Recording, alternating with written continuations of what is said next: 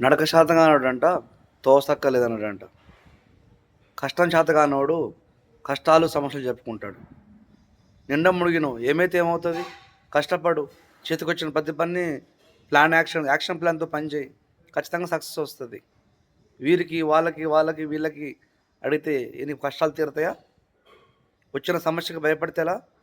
వచ్చిన ప్రతిదాన్ని మనం ఓవర్కమ్ చేసుకుని ముందుకెళ్తే ఖచ్చితంగా నువ్వు సక్సెస్ అవుతావు. ప్రతి ఒక్కరికి సమస్యలు ఉన్నాయి, ప్రతి ఒక్కరికి కష్టాలు ఉన్నాయి. మన కష్టాలు మన మన మన తప్పుల వల్లనే వస్తాయి, మన మిస్టేక్స్ వల్లనే వస్తాయి. వాటిని సరిదిద్దుకోవాలంటే అది నీ చేతుల్లోనే ఉంది, మన చేతుల్లోనే ఉంది.